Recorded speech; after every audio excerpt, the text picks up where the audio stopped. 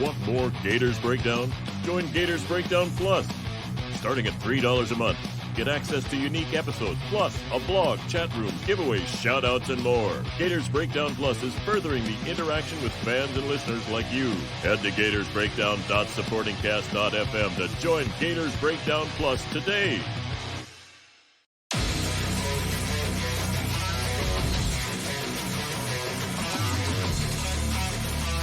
Gators Breakdown, because there's never a dull moment in Gator Nation.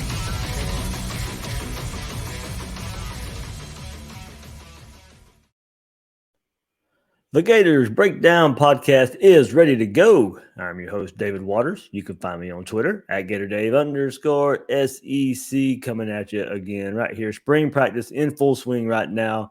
Billy Napier speaks with the media. Nay'Quan Wright speaks to the media. He may not be taking part in spring practice, but he met with the media anyway. And we also hear from Richard Gouraige right there up front along the offensive line. So, of course, we got to hear from Rob Sell, the offensive line coach, last episode. Now this time, Richard Gouraige, very experienced offensive lineman. Get to hear from him on this episode of Gators Breakdown. Before we get started, hit that like button, hit that subscribe button if you're watching this on YouTube. It really helps us out. Subscribe. Get those notifications when there's a new Gators Breakdown. While you're watching, leave a comment. Leave a comment wherever you're watching, YouTube, Twitter, Gators Breakdown Plus, wherever you're watching, leave those comments. And check us out at the home of Gators Breakdown, news4jax.com/Gators Breakdown. Also, get on Gators Breakdown Plus right now. There's a member-only episode, member-only chat that we had the other night, discussing everything from position by position of spring ball and also some recruiting talk as well. So I know that's been a hot-button topic in the last few days. We talk about it all right there on the newest episode of Gators Breakdown Plus, a members-only chat. That's right. Here we go. Let's start with Billy Napier. And the focus of this episode, at least the beginning of this episode, is going to be quarterbacks, of course, the head coaches. And also, with Billy Napier, the offensive coordinator, the quarterback coach, is going to be asked about the quarterbacks. Not so much Emory Jones. We'll get into that in just a second here as well. Even though with him transferring, Billy Napier sent that statement out over the weekend after Emory Jones let it be known that he was going to transfer. So, of course, that leaves four guys battling out right now. What's the assessment so far from Billy Napier? Yeah, it's been good. It's been good. I think we take a step forward each day. I think obviously the install's starting to pile up. Today was the first day I felt like, okay, hey, we got quite a bit in. A few more mental errors today than maybe we need. But overall, I think those guys are doing really well. They're coming in extra. I see it sticking, a little bit of a whole approach. But it is sticking, and they're retaining information, and I see improvement. So pleased with that group. Pleased with that group, seeing improvement. That's what we want to hear early on here in spring practice. As he says, retaining info and install. That's the biggest things right now. And look, this is where the guys are probably going to start separating themselves a little bit. Mainly Anthony Richardson, now Jack Miller as well, probably separating themselves a bit from Carlos Del Rio Wilson and Jalen Kitna. Still early on. Still, everything we get to see from the media portions are very, very limited 15 minutes. So you still have to, take everything you see with a grain of salt. They're not 11 on 11. They're not, there's not a lot of game-like situations happening. Of course, not really too much right now with the install of a new system and all the transition going on anyway. How much would you be able to glean from that this early in the process? But of course, really those first 15 minutes, a lot of routes on air. And that's the process of what we get to see right now. So, of course, that's what can be shared as well, besides what these coaches tell us. So Billy Napier saying, of course, everybody retaining info. It's the install part. Had some good things, a lot of mental errors kind of showing their way. The heavier this gets, more install. There's going to be some growing pains, especially for Anthony Richardson, kind of immobilized, not being able to take part in off-season throwing the way he'd like to the last couple months. So, of course, he's a little rusty there. But the focus last week, mainly on Anthony Richardson, a little bit of Emory Jones before he transferred. But the focus kind of now shifting since Emory Jones is gone. Jack Miller, of course, now as it sits, the second quarterback, the way we look at it. And we'll see if that changes all throughout here. But he was focused on the bit. He was asked about, Billy Napier was asked about Jack Miller and his progress so far. Here's what he had to say. Well, there's a reason Jack's here, first of all. I think we anticipated potential issues. I think Jack comes across as a guy who has been in competition before, right? He's played in games before, right? And I think he does come across like it's not too big for him. He's comfortable. He's able to handle the good and the bad. I think he can make a play and then be the same guy the next play. He can make a mistake and be the same guy the next play. So there's some steadiness there that I appreciate. Certainly you can see that the ball comes out of his hand. He's got arm talent. He's accurate. And so far he's picking it up pretty quick. So I think we made a good decision there, and we're glad Jack's on our team. Good stuff there on Miller from Billy Napier. And look, you got to go back toward the beginning of that quote, that sound there, potential. We figured we'd have potential issues. And that's straight about the situation with Emory Jones. But even if he was going to go through spring, I think pretty much most of us saw a transfer in the works after spring, unless just you come out and blew it in the water, blown it out of the water. That Emory Jones just blew the competition out of the water this spring. Not many of us saw that likely, so we saw the transfer likely after spring. I think that's what Billy Napier is kind of pointing towards, hinting at there. Of course, you got to go back to Emory Jones and his transfer rumors toward the end of last season.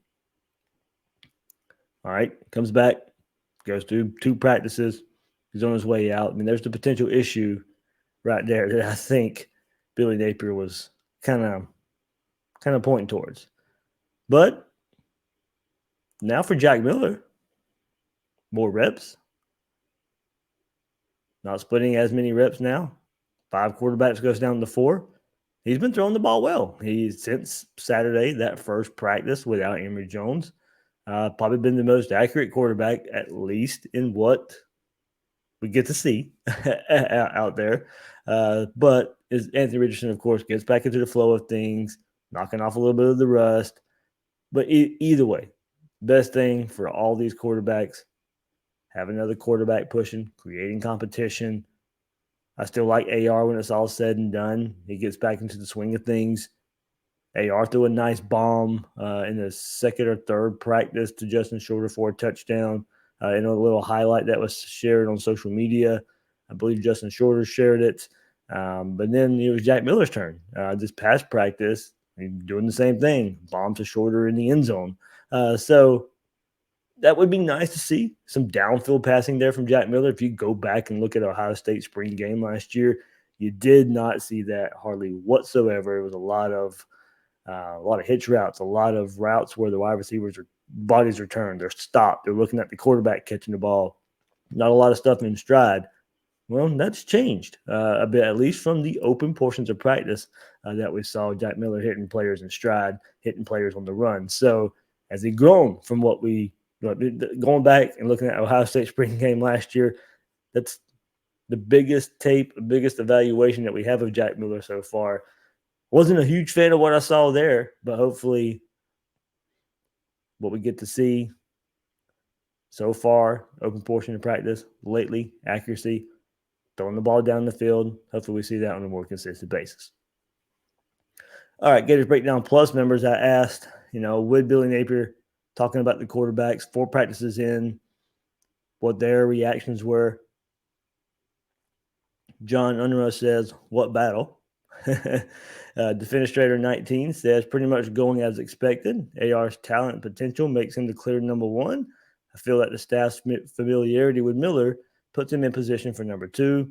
If everyone stays healthy, I don't see any upcoming surprises. Swagadelic, the fact that EJ was run off from the team, yes, run off, shows that Napier, quarterback coach, has a lot of confidence in what AR is doing in practice. It also shows there's a confidence in the depth. All good signs. Sorak says a spring battle is a miracle. AR is out there without even a knee brace. Add rapid healing to his list of physical gifts. That said, videos I've seen and practice notes posted, Miller clearly came to compete. Kitna is getting mentioned again like last offseason, which leaves Carlos Del Rio feeling like the quarterback bringing up the rear, although watching him throw shows a quick release and velocity, so I'm optimistic he can develop. And Double D says, I mentioned this in the main chat earlier, but I'm kind of surprised the lack of discussion around Del Rio. He was a top 150 guy, rated a 93.57 in the player rankings. Given that we didn't take a high-level quarterback in this last class, pair that with the fact that this could be AR's last year. Seems like we're going to need him to develop and get some quality reps this year because who else is taking over the offense next year? Is it possible that AR versus EJ, Emory Jones versus Miller debate has overshadowed notes and reviews about Del Rio, or is he really just not a serious contender for the backup role? Personally, I never viewed the Miller edition as anything more than a depth addition, but it seems like he's dominated the quarterback discussion since he came in. Kind of explained that one. Yeah, maybe with Del Rio. I know he kind of shot up later on after committing to Florida, going to Elite 11 and all that. I mean, most of it, of course, is going to be centered around AR, Emory, and that storyline going on there. He's, of course, I think was going to be behind those two, of course, going into spring practice. But, I mean, Miller, I believe it was Dustin Defenestrator, said, the familiarity with Miller. I mean, they recruited him as a high school recruit, so they know his skill set as well. Brought him in as a transfer. Napier not really recruiting Del Rio or Kitna. So, look, still very early. I know we're going to take what we see so far and take it and run with it. That's just kind of the nature of what's going on right now.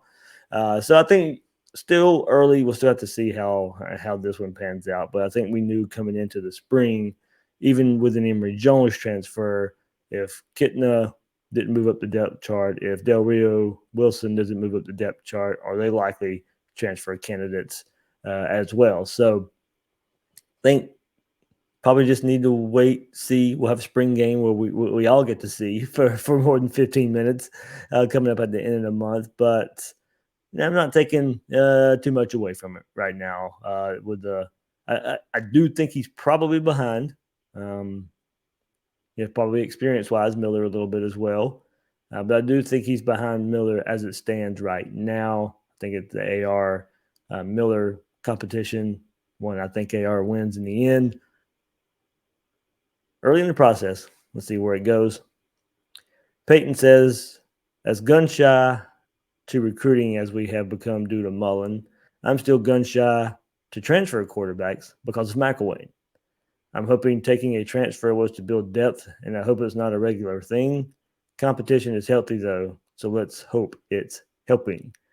Oh, the Malik Zaire transfer coming in for Jim McElwain. I thought it was a disaster because Jim McElwain had shown no ability to cater an offense to Treon Harris. So why would he cater an offense to Malik Zaire? So I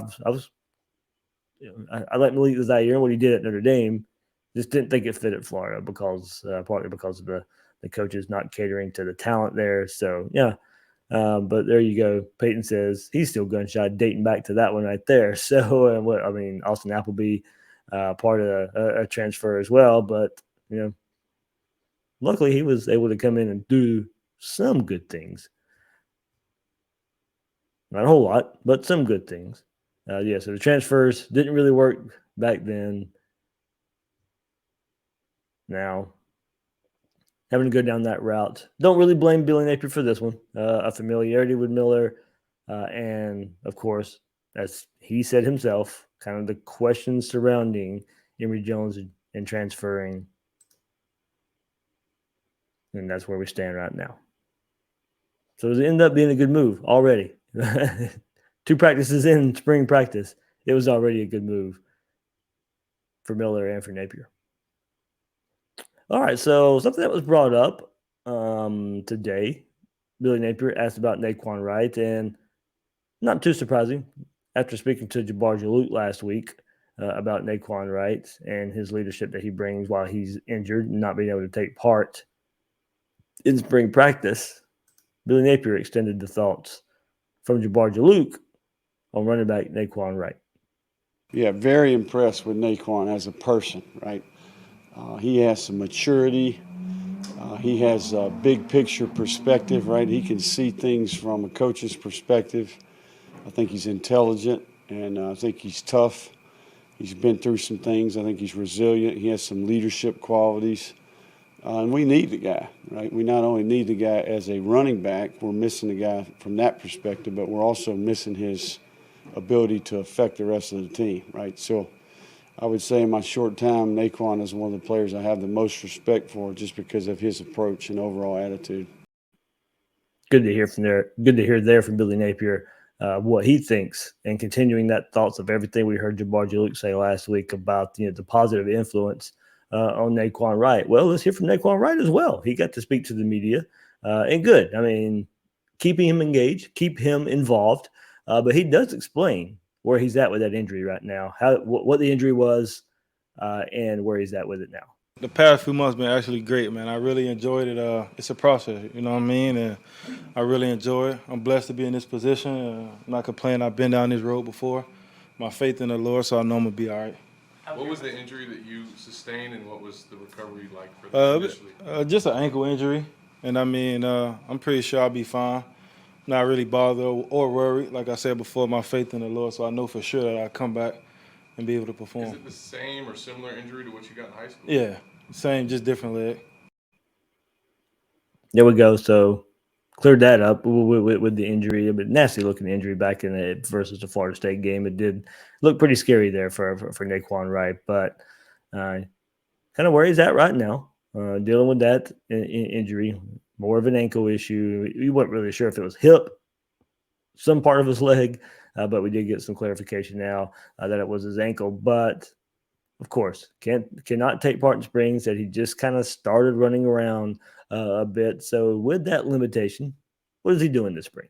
I mean, human nature and just the competitiveness in me. I want to be out there right now, being able to just compete out there. We got new coaches and new players, so I actually just want to be out there and compete with my brothers. But, I mean, like I said before, it's a process, and you just got to take it day by day and step by step.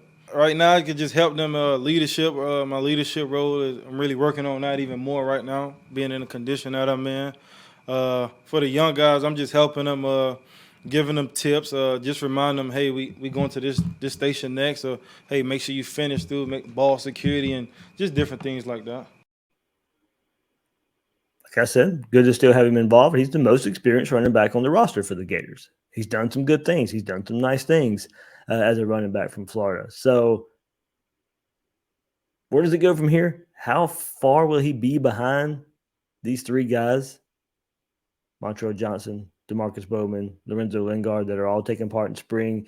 And Florida had to go get Montrell Johnson, had to get that transfer in so Bowman and Lingard aren't taking all the carries. But how far does that put Nay'Quan Wright? And that's going to be the biggest question, I think, coming out of spring, going through summer, going into fall camp.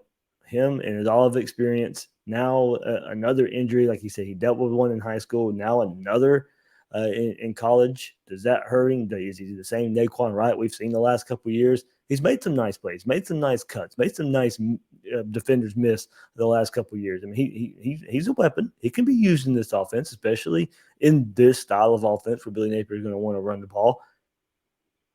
There's still a place for him on this team, but will he be the same Nay'Quan Wright? Well, how will missing spring, how far will that put him behind? I think that's, of course, can't answer that question till we get to fall, but I think that's going to be a lingering question heading into fall camp. But Nay'Quan Wright, he gives us a rundown of his competition. What does he think about Montrell Johnson? What does he think about the two running backs that he was on the roster with last year? He breaks it down right here, starting with Montrell Johnson. I seen his tape. I actually didn't know who he was, actually. So I went and did my little research, watched the tape. He pretty good. I like him. Pretty fast. Downhill runner. He not running for no contact. And in this league, we need that. And he's a great contributor to the backfield. I'm actually, honestly, I'm proud of those guys, man. Just seeing those guys come in every day, put their head down and work, man. I actually seen those guys come in. Both of them I seen when they first came in, and seeing them now a couple years go by, I'm proud of those guys. Those guys show up every day working. You wouldn't even think that they haven't played in 2 years. And both of those guys was highly recruited coming out of high school. So hats off to those guys. They great teammates. I love to be around them. They funny. They competitive. So those guys they gonna do it this year. Sorry about that low audio right there, but had some good things to say about the DeMarcus Bob and Lorenzo Lingard did, Nay'Quan Wright, and of course Montrell Johnson too. I like the way he described Montrell Johnson. Say, hey, we need a tough physical runner like that. Can Montrell Johnson be the Damian Pierce style rusher from last year's Florida team? Be that physical, tough style runner that, as he said, going to need in the SEC. And is excited for Bowman and Lingard to finally get carries. And he did go on to explain, hey, look, they are all fighting for a job, but they do complement each other. You're going to need a breather. You're going to need a different style of back in certain situations. They all have a role. So he says to you right now, while he's not on the field, he's still fighting for a job. So that's the mental aspect of it. Learn the plays, learn the playbook. Make sure that's not going to deter you from getting a job in the fall. And that's what you can do right now. So take advantage of at least that part of it. Hit the ground running in the fall.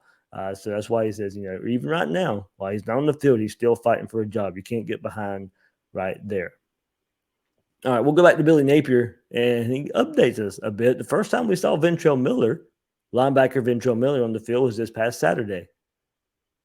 We know he's bouncing back from that injury. We just figured he was limited because of the shoulder injury last year. But Billy Napier gives us an update on Ventrell Miller. Ventrell's cleared. Ventrell is in the process of trying to complete his degree, right? So he's a veteran player. He's in the back half of his career. There's a particular course that he has to take this semester so he can graduate in the summer. So there's a conflict on Tuesday and Thursday, so we just get him on Saturday right now. Now that's probably not a bad thing due to his injury and the amount of volume that he can handle, so it's working out. But I'm going to tell you, when Ventrell is here, you can feel his presence, right? He's a vocal guy. He's got great presence and energy, and he's certainly been a very productive player. I mean, just 2 years ago, I think he's a preseason All-SEC player that has played well here. So, I think the consensus here last year was when he got hurt that was a little bit of a setback for the team and the defense in particular. So we're excited he's back. Enjoy getting to know Ventrell. He's another player, much like Nay'Quan, that I think has some leadership quality and some maturity about him. And I'm thankful for Ventrell. Yeah, it'd be good to get Ventrell on the field, get his experience back out there. But leave it, as Napier said, maybe you have a blessing in disguise. With coming back from that injury, you don't have to. I don't think they'd be forcing him. He might be limited in some ways anyway. But now he's cleared, practicing on Saturdays. Now interested now with the spring game being a Thursday night. He should be available for that because they won't be during the day. But we'll see where that goes from there. But Ventrell Miller. There's your update on him. Full, healthy, ready to go.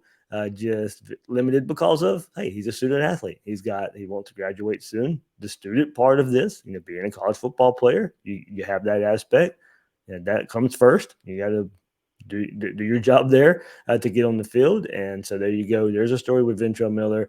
We were wondering why we didn't see him the first week of practice until Saturday. Now we got our answer there. So look, that's opened the door for a DeJuan Black and a Derek Wingo to get more reps on the field, some younger guys as well. Scooby Williams out there getting reps. Amari Burney, we heard from him last week. He's getting reps as well. So there's your kind of rundown at linebacker, but it does seem like the younger Derek Wingo and DeJuan Black are really making the most of Ventrell Miller and the situation he's dealing with right now and making sure he gets that class so he can graduate this summer. So, all right, one more player we get to hear from, Richard Gouraige, and he goes into detail about the two offensive line coaches, Rob Sell, Darnell Stapleton, and what's it like having two offensive line coaches? So as soon as Sale and State got here, they took us to PF Chang's, I want to say, as O-line, and I feel like that was a great first start of trying to get that connection with the coaches and the players, trying to get bonding with each other and stuff like that. And so every month we always get together, have like a little big old brunch. Last time we had Sonny's, the bill was kind of big, you know what I mean? Oh yeah, it was kind of, but stuff like that, man, we really appreciate it as a unit and stuff like that, because we really need that. As long as your position coach believe in you, we believe. And then I'm just like a sponge, soaking up everything they're teaching me and stuff like that. Those guys, they've been very helpful on and off the field and stuff like that. If I ever need some extra work, I can hit up those guys or anything. But those guys have been very helpful, and I appreciate what they've been doing for me. They say the more the better. I'm just trying to improve my game. It's better getting from two guys instead of one and stuff like that, and seeing what they see and stuff like that, and my hand position, my feet, and everything. So, I mean, it's just elevating our game, and like I said, two is better than one. Their philosophy is very different and stuff like that. They want us more faster, more lean, more cut, more endurance and stuff like that to fire off the ball. Last year we're just like more heavy and a little bit sluggish a little bit, but it's just a different philosophy that they believe in, and it worked for their program, and why can't it work for us? There you go. You get to hear some differences from the two offensive line coaches, Sale, Stapleton, strength and conditioning staff, as well as what they want from an offensive lineman that's different from last year, and the strength and conditioning and offensive line coach John Hevesy as well. So one big thing, kind of going back to the beginning of that soundbite, that I really took away from it was, building a relationship. I'm not so sure the relationship with John Hevesy was all that great. I think a lot of us kind of know that it wasn't all that great, and it does seem like more of a bond trying to be created here between the two offensive line coaches, Sale and Stapleton, and also just the staff. And that kind of just seems to be a Billy Napier way of doing things. So, also the offensive line had been under scrutiny a good bit the last few years. Did we see improvement last year? Absolutely. Was Gouraige part of that? Yeah, he was. But I think given all the pressure, we know John Hevesy ended up being fired before the season was even over with, before Dan Mullen was fired. So, a lot happening at that position. So, and attention to detail, I think that, and just some relationship building. And I think that goes a long way with the offensive linemen. I think they were stepping on eggshells a bit under that last staff. I don't think that's going to be the case right now. Get coached up by two offensive line coaches who have proven they can do it. Rob Sale, so well at Louisiana that he gets an NFL job, comes back to college at Florida. He wants to be able to build an offensive line. He says one aspect about college that he does like more so than the NFL is the way you can build offensive linemen. You go recruit your offensive linemen. That's different than the NFL, where you just kind of worry about the draft and who you can draft at certain positions. So one big difference there, and also, Stapleton being able to prove that you can run the ball the last few years at Louisiana. I think for this Gator offensive line to start off with in year one, that kind of style lends itself to, I think, a pretty quick start for this offensive line. As I mentioned plenty of times, like the starting five, one storyline I think so far in spring practice is Josh Braun. Him, I probably should have mentioned this in the last episode when we were talking offensive line a good bit. But Braun's been practicing inside, more right guard. So that being the case, I think we all kind of pencil in, maybe even permanent marker, get rid of permanent marker. Osiris Torrance going to be that starting right guard. Looks like Michael Tarkle is going to be that starting right tackle. Braun's practicing so far. Like I said, we'll see what we can take away from these early portions of practice in the early part of spring camp. But so far, Braun practicing more so on the inside at right guard, so he would be behind Torrance there and not starting at that right tackle spot. So, and Rob Sale said in the press conference the other day, that's just what they're working right now. That's how they are working it. So, some early storylines there. I mean, I think we all coming in to spring practice, maybe penciled in Braun there at right tackle. Just like it's Tarquin's job right now. We'll see where it goes from there. One interesting storyline to kind of see these next few weeks of practice leading up to the spring game is that what the starting offensive line is going to look like. Is it going to be Gouraige, White, Egelkont, Torrance, and Tarquin at right tackle, with Josh Braun being that top of the line backup? We'll see where it goes from there. And one more note for the spring second week of spring practice starting off on Tuesday. Trent Whittemore was back at practice at the wide receiver position. He had been seen, but not necessarily practicing. But now out there practicing at the wide receiver position for the Gators. So some good news on the injury front, if that's what it was. I mean, we're assuming that's what it is. They don't really talk injuries a whole lot. So Trent Whittemore back at practice at the wide receivers position as week 2 of spring practice gets underway. So, all right, there we go. A lot of good stuff from Billy Napier, Nay'Quan Wright, and Richard Gouraige. Everybody, thank you for listening to this episode of Gators Breakdown. I'm your host, David Waters. You can find me on Twitter at GatorDave_SEC. Guys and girls out there, thanks for listening to this episode of Gators Breakdown.